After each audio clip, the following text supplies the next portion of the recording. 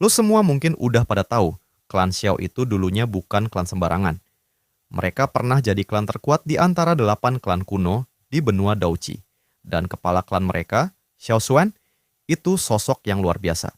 Sebab dia sendirian mampu menekan klan Hun sampai ratusan tahun. Bahkan setelah dia mati pun, klan Hun harus tetap menutup alam Hun mereka sampai 1000 tahun lamanya. Tapi, ironisnya, klan Xiao justru makin lama makin terpuruk. Dari klan nomor 1, jatuh hingga jadi salah satu dari 3 klan kecil di kota Wutan. Bahkan kepala klan sekarang, Xiao Zhan, ranahnya cuma setara Dadoshi bintang 5. Gimana nggak miris? Skill tertinggi mereka juga cuma kelas menengah tingkat Xuan, padahal dulu bisa bikin musuh ketar-ketir.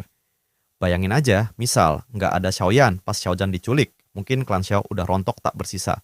Nah, pertanyaannya adalah, kenapa klan Xiao bisa jadi klan sekecil itu? Padahal mereka adalah salah satu keturunan yang memiliki darah Dodi sejak zaman kuno.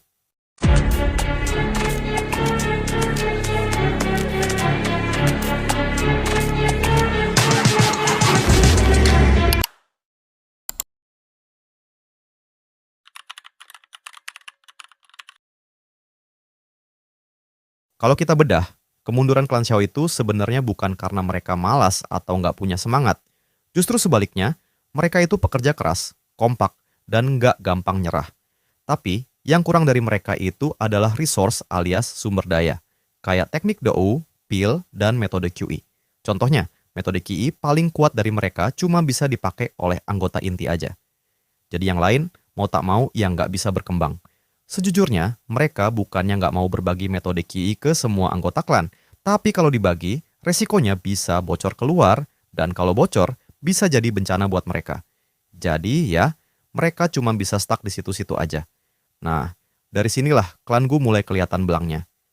Dulu, klan Xiao punya 2 slot buat masuk ke makam surgawi, semacam tempat rahasia buat warisan dari para leluhur.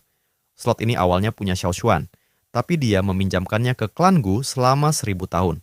Dengan syarat, klan Gu harus bantu klan Xiao saat mereka kesusahan dan bantu generasi kuat masuk ke makam surgawi buat nerusin warisan Xiao Xuan. Tapi kenyataannya, klan Gu malah ngambil untung doang.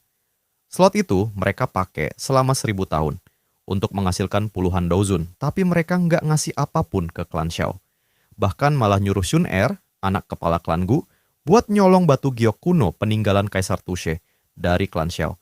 Jadi intinya, alasan utama klan Xiao makin ampas ya karena klan Gu mengingkari janjinya. Mereka sengaja membiarkan klan Xiao hancur biar nanti bisa ambil kunci dan warisan Xiao Xuan dengan modal yang minimal. Ada yang bilang, kalau klan Xiao dikasih sumber daya oleh klan Gu, nanti malah dijual buat nyari duit. Lah, ini logika dari mana? Lihat aja klan lain di Kekaisaran Jama, kayak klan Nalan atau sekte Mystic Cloud. Mereka nggak jual teknik mereka. Mereka simpan buat klan sendiri, biar makin kuat. Dan bahkan waktu ada Xiao Zhan, klan Xiao masih setara sama klan Nalan. Oleh karena itu, kalau saat itu klan Gu mau bantu, misal ngasih teknik bagus dan pil tingkat tinggi, mungkin udah banyak Dowang atau bahkan Dou Huang yang lahir dari klan Xiao. Lalu, kenapa klan Gu nggak berani langsung nyolong batu giok kuno dari tangan Xiaoyan?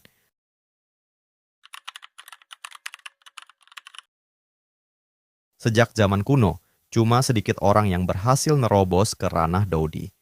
Tapi anehnya, kekuatan di tahap itu seperti lenyap begitu saja dalam semalam. Jadi info tentang Dodi sekarang cuman bisa ditemukan dari catatan-catatan kuno yang tersisa. Dodi terakhir yang dikenal di benua Douchi adalah Kaisar kuno Toushe.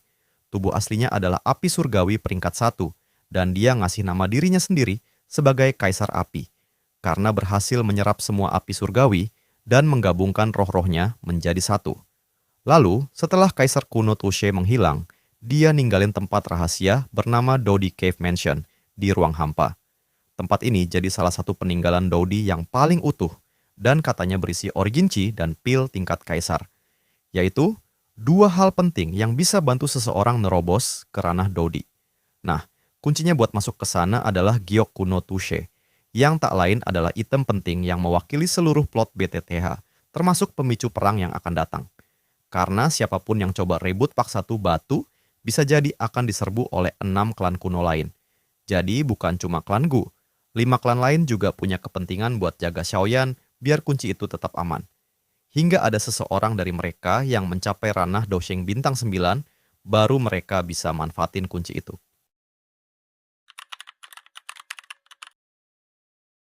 Setelah dengerin cerita ini, gue yakin lo semua akan memiliki pemahaman yang lebih mendalam tentang alasan kejatuhan klan Xiao. Tapi pada intinya, bagi gue kejatuhan klan Xiao bukan karena mereka kehabisan garis keturunan Dodi, melainkan karena klan Gu makan enak dari warisan Xiao Xuan. Mereka nggak mau bantu klan Xiao di saat kesusahan dan malah mencoba nyolong kunci dari tangan Xiaoyan. Bahkan, mereka juga takut Xiaoyan masuk ke makam surgawi buat nerima warisan Xiao Xuan, makanya selalu dihalangi. Ujung-ujungnya, musuh yang hidup di balik layar sebenarnya adalah klan Gu. Karena musuh bebuyutan klan Xiao, yaitu klan Hun, justru pernah bantu ningkatin kekuatan Xiaozhan ke ranah Do Huang, dan klan Gu yang punya utang budi malah ngebelot. Xiaoxian sabar nunggu 1000 tahun di makam surgawi, nunggu anak cucunya datang, tapi nggak pernah ada. Dia nyaris nyulik anak-anak klan Gu saking jengkelnya. Untung Xiaoyan datang tepat waktu. Kalau enggak, nasib anak-anak klan Gu bisa aja tamat di makam surgawi. Jadi itulah alasan utama kenapa klan Xiao bisa terpuruk, karena sebenarnya mereka telah dikhianati oleh klan Gu.